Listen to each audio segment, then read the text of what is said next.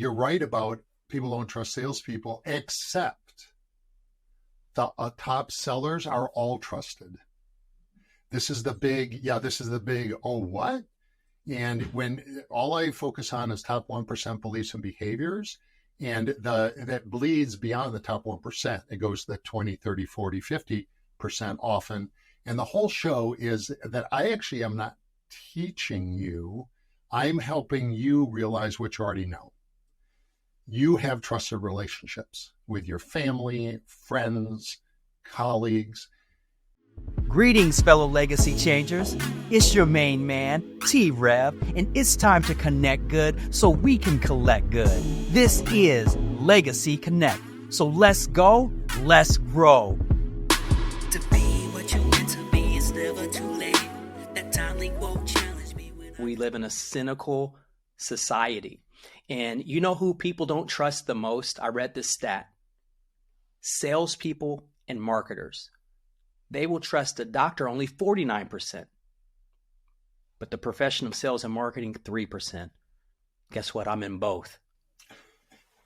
And so I got to do something about it. So guess what I did? Guess what your main man T-Rev did? I went all the way to Harvard, prestigious place of education, and I strong-armed an instructor there who's known for sales, building trust. But I was like, can Harvard really teach us about sales and trust? I think they can. So I got a very special guest. On the Legacy Connect podcast today, I'm honored to bring you John Westman. If you haven't heard the name, now you know. He's a proven leader known for bridging academia, corporate, and philanthropic worlds. As a Harvard instructor, my friends, John specializes in high growth strategies and building high performance teams. John, welcome to the program. Welcome to the podcast today. I appreciate you. We're able to encounter and meet. And people, I want you to take out your notes. Active listen. Let's get different. Let's get better. So having said that, John, allowing me to nab you away from what you do in the business world and Harvard instructing, let's talk about this. You're amplifying a movement about building trust in enterprise sales, bringing trust back to the profession. I read that and I love that. And so I was like, because that's right where up the line, me building legacies, me making sales professionals better communicators, not just gimmicky, line-driven, manipulative sellers. What made you start the whole movement for this trust factor alongside everything else you do? Well, thank you so much for that incredible intro. Wow. And you're right about people don't trust salespeople, except the top sellers are all trusted. This is the big, oh, what? And when all I focus on is top 1% beliefs and behaviors, and that bleeds beyond the top 1%. It goes to the 20, 30, 40, 50% often. And the whole show is that I actually am not teaching you. I'm helping you realize what you already know.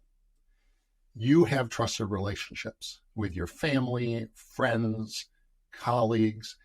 You got all those people in the room. And whether it's a room or it's on a Zoom call, how do you yourself and how do you instruct people to go about building up that trust with multiple people? Is it at different times? Is there something that you think about, methodology? What do you think about that dynamic? So it's such a great topic and question. So I came from young in my career. I was working with a Bain and Baxter consulting joint venture, and we had meetings every 2 weeks. So how to do what you just said is the way trust works is always one-to-one.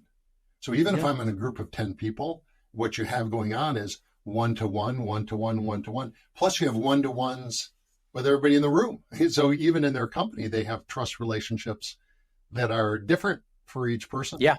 So the thing that the consulting taught us was you need to go before you have a meeting. You need to go to each individual, review what you're going to say and do, get their feedback, and incorporate that as best you can. And if you can incorporate, if you cannot, you darn well better go back and let them know, I was able to get this to fit in to fit in what we're doing, because that made sense. I was unable to get these things in here, and here's why.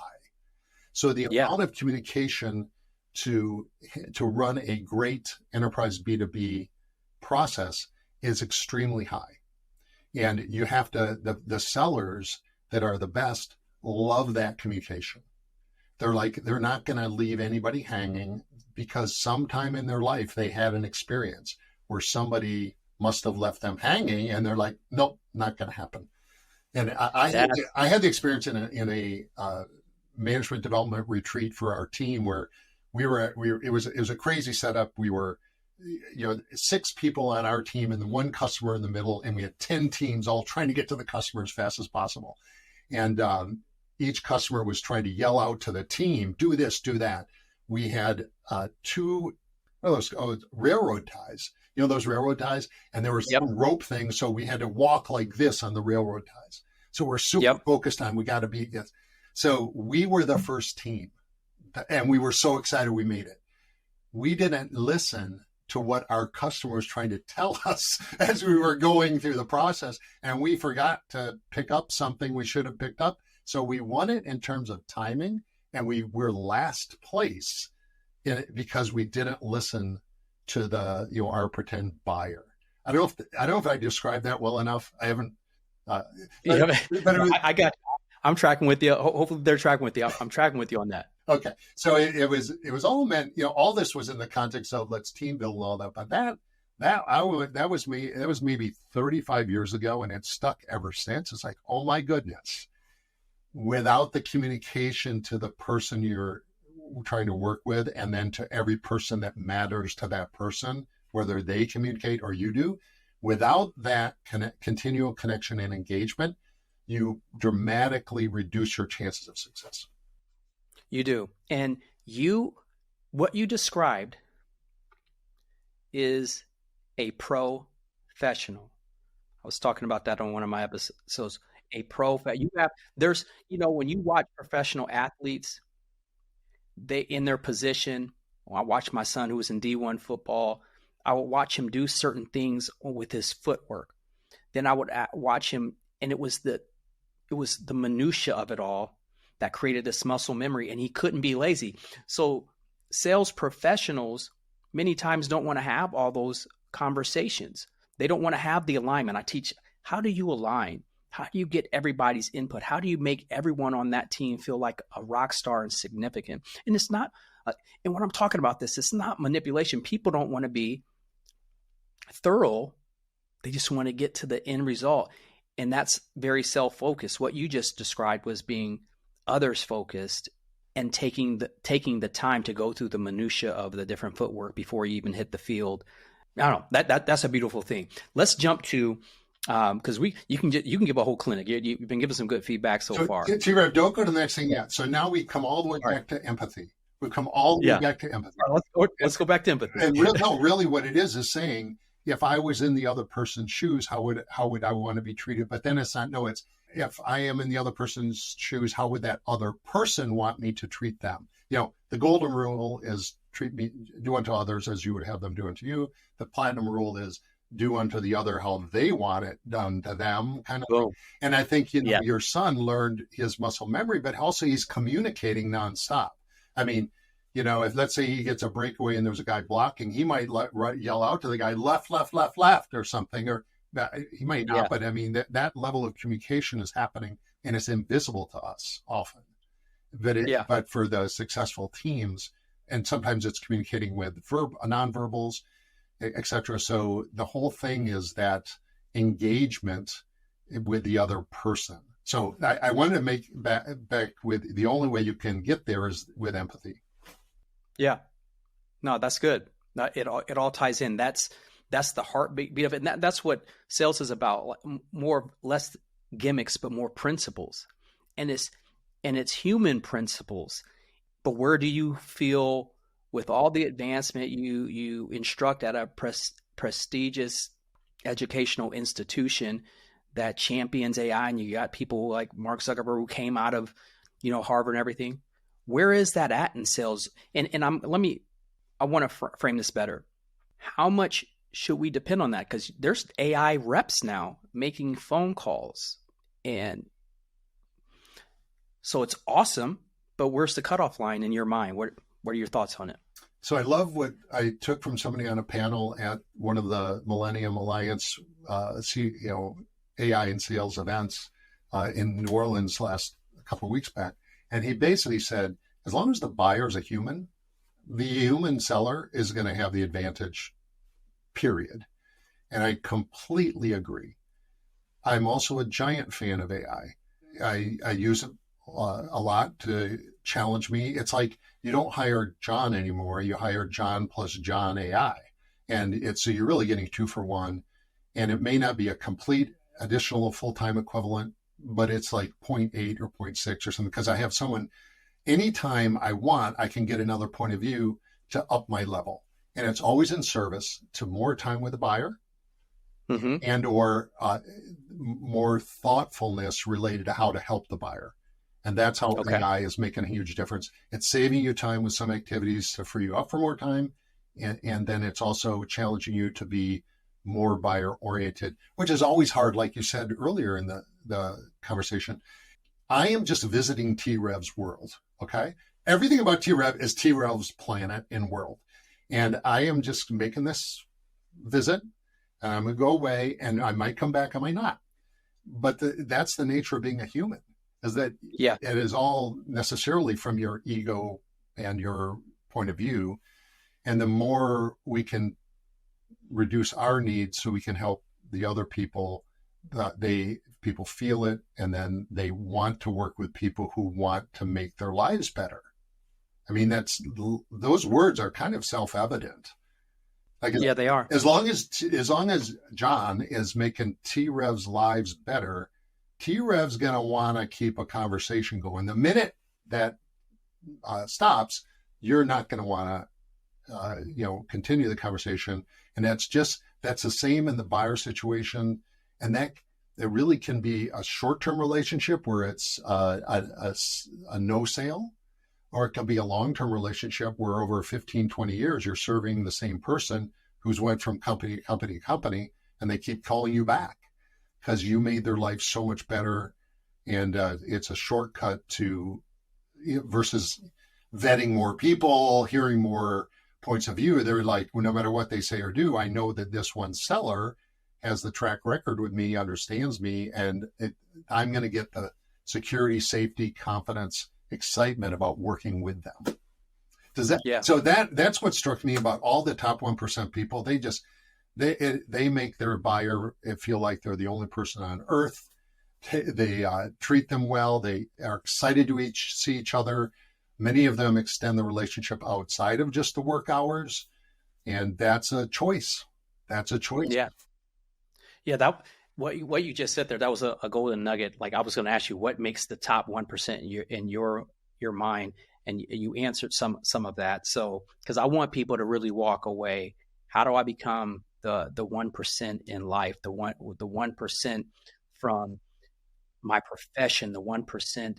Do I communicate like the 1%? Am I the father, the husband, the mother of the 1%ers? I'm just all about that top 1%. If you're going to exist, just exist being the best version of yourself you can be. I love it. And it's a continual process. It never ends. The opportunities to develop never end. Until I think we're done with this experience. And so I do think it's the notion of saying, I do want to be the best I can be for me. And you know what? Why not try to be the best in the world? There's really, you bring your unique qualities all in a special package. Try to be the best in the world. Certainly that will help you be the best you can be. So I think that striving is another component. And the other is really helping people be better than they could be without you. There's just this, I think the best salespeople, when they sit in an office for too long, like as in 3 hours, they get office-itis. I mean, I've seen it where it's like, get me out of here. I got to get with the clients, because that's where the magic happens. And so, and I do think that quality of trusting each other, the buyer choosing to trust the seller clearly has to be the leader and trust the buyer right away.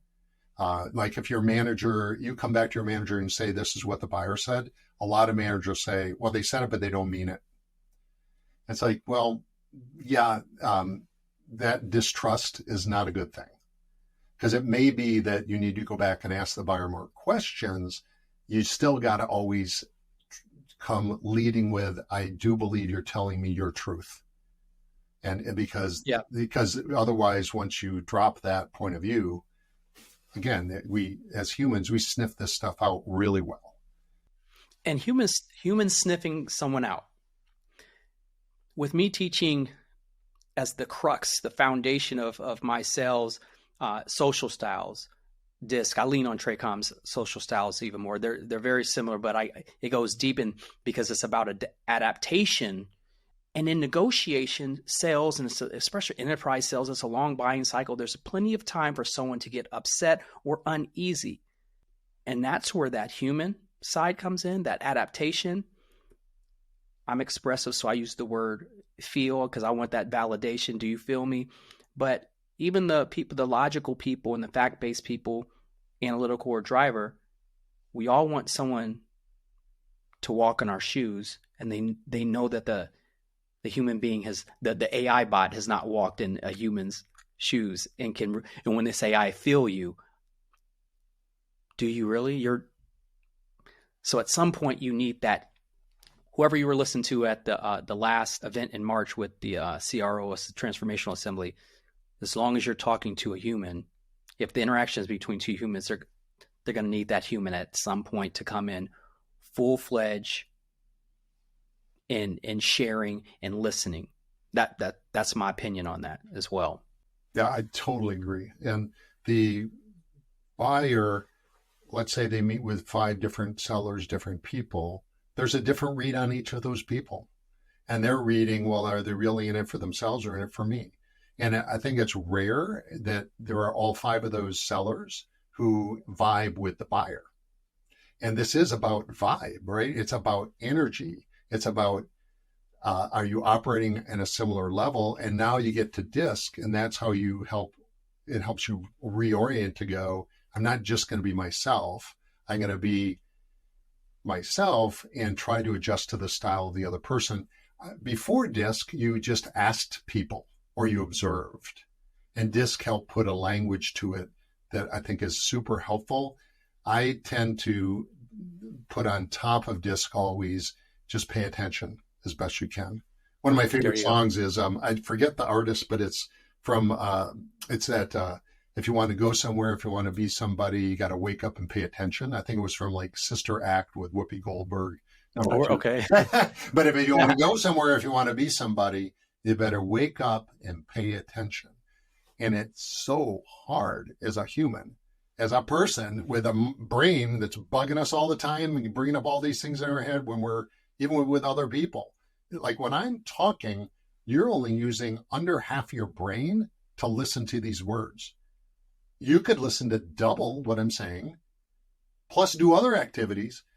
I am using up all my brain capacity to communicate to you. I can't even look at my image over here and still communicate to you. So that's another reason why you want to ask questions, is it shows you're other oriented. And also the buyer can really teach you, and that's it. They can really, they're not going to be multitasking or doing additional topics in their head when they're trying to explain something clearly to you. Because the brain takes up everything to get those words and ideas and emotion out. And definitely when things go south, which I can't remember a deal, a major agreement that didn't have some tense moment. Yeah. And so when those tensions come, you either recover or you don't. And one of those sellers is going to feel and adjust to the buyer's needs better than another. And even if their product is similar or inferior, the buyer knows, hey, they're taking care of me. I legit had one guy, a doctor in a big hospital, big deal. He said, will you be my main contact? I was general manager at the time. We had a VP of sales, a director was the person taking care of the account. And that was his question, because I'd known him for years. He said, John, well, can I pick up the phone and call you if I got any other issue? And I said, Paul, absolutely. You got my number. I'm there 100% of the time. And he did call me a couple of times, like off hours, got a problem. And boy, we rallied. And he just wanted that security, safety, confidence that he would be taken care of. And that's what people do for each other. That is such a wonderful quality of being human. We can take care of other people. That's beautiful. John, when you were, when you did DISC, were you an I, which would be in social styles, and E, an expressive? Were you an I? So my work style and my natural style were a little bit different. And you know how they give the two styles. And I've been teaching DISC at the 2-day events we do on campus for a long time when we have time for it. It doesn't always make it to the most urgent, important item for the group we're with. But I've been teaching it too, and we did it within my company. I am a high D, high I in the workforce. And then when I'm on my natural style, the D comes down a bit. But I'm very low C and S. I thrive on change. I love, you know, just like you in your music business, it's always changing. And it's so cool. So, and yeah, So you were a very high I, D? In work, I'm D and I are super high. In my non-work style, the D comes down a bit, but so I would be the dominant. There's still a fair bit of D, but the C and S on both sides is low. It's like I never trust authority. I'm a middle child. Anytime an authority figure says something, I immediately go, well, what's in it for them? They're probably doing something for them more than doing for me. So I'm very skeptical that way. I want to ask you something, John. You're a Harvard instructor. I have never heard of, or haven't heard too much. I haven't heard of sales degrees or learning sales in college. It's always an MBA. And I see so many people who are in sales. Maybe they didn't have a degree, or they got a degree in something totally different. Then they went into sales. So, John, if you could talk to the people, and I know we're coming up on your time. What's that about? Like, can you? Is this a new thing, or has sales instructors always been around? So it's a new thing in the elite business schools, if you will. Harvard teaches entrepreneurial sales, they call it. They don't call it sales, entrepreneurial sales. And I think that's maybe 7 years ago it started. So that's pretty recent. Kellogg, where I went to school at Northwestern, they have a sales institute. They have many classes. And it's not everybody who goes through it. Let's say Harvard has, I don't know the number, but let's say there's 800 people in the class for the business school. I don't know for a fact, but it's well under 800. Maybe it's 50 people who take the course in entrepreneurial sales or something like that. So it's not made an automatic and must go through topic.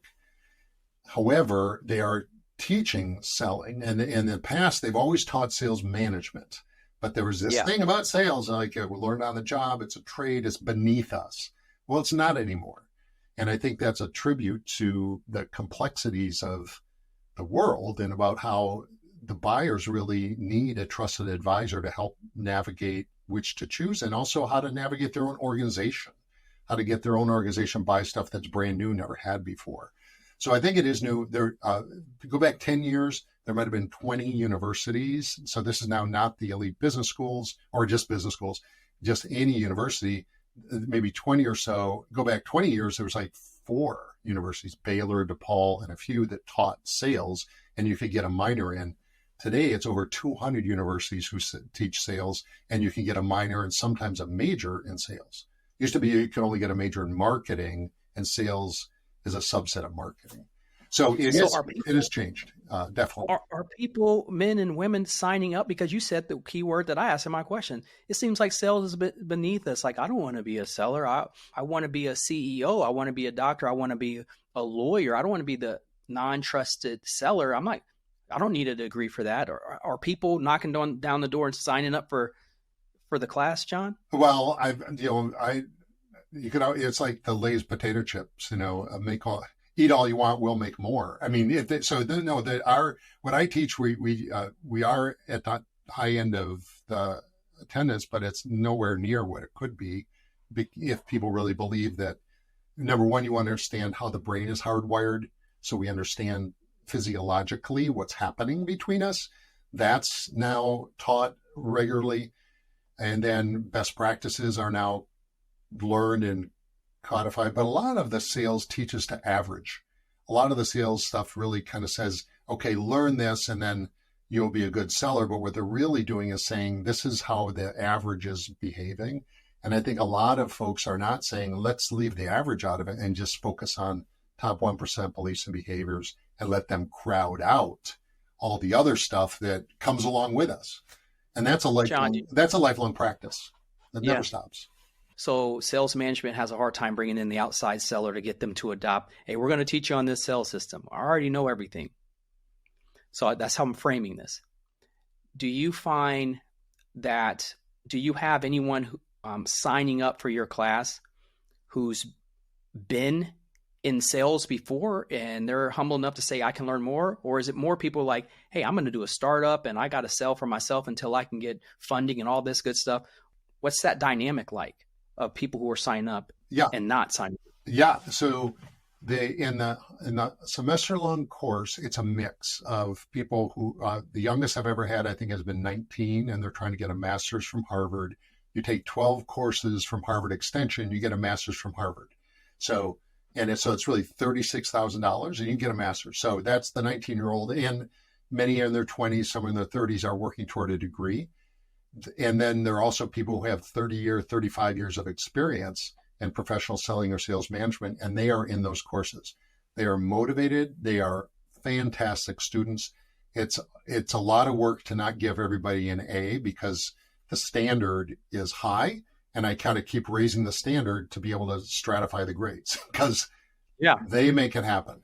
In the 2-day courses we do, we try to say, and it's called strategic sales management. If you're 10 years or more as a sales manager, please don't expect to learn anything from this because, 10 years in a job. And what we've learned is that over half the people we get are over 10 years, and they love it for 2 reasons. Number one, they can add experience to people and share experiences that are true and that work from multiple industries, multiple countries, that other people can learn from, whether they're younger or older, doesn't matter. So they get recognized for their contributions to the program. And then they take away new things too. And it always blows my mind because we focus on 10 traits of high performing sales managers. We down select it to 4. What's your professional purpose? There's still a lot of people operating without a professional purpose. And all the data says that you give yourself a dopamine hit, you are more resilient, you're more determined when you have a professional purpose that is authentic and aligns with what you're doing. So that is something I would say, if you don't feel like you have a professional purpose, you can just write on your mirror every morning. So you're like, I'm going after it again. Then I recommend unsolicited advice. Please take the time to do that. Other things are coaching, training, and championship culture. Those are the 4 out of the 10 that we focus on. And I'm always surprised at how information that I feel like really is fundamental, universal truths is appreciated by other people because they just haven't been exposed to it at a moment when they can implement it. And so they go home and they implement all kinds of different things, and I really feel like we're making their life better because all we're focused on is how do we help them be even more successful. Yeah. Wow. Well, wait, that what an interesting conversation. Good luck editing this video. We're going to bring it way down to what you really want to share. So this was good. And I would tell you, the viewers, if you don't know the importance of trust by now, after this, if you don't understand how to gain that trust, you weren't listening, go back and rewatch. John, I appreciate you. And this was good. There's so many nuggets, tons of nuggets. And as you know, what I'm going to tell you, let's go, let's grow. Get out of self, get into others. Connect good so you can collect good in every facet of life. Changer. I want to be what you meant to be. It's never too late. That timely quote challenged me when I couldn't take. Deferred hopes and dreams in my head turning gray. And God told me tell him about the first 48.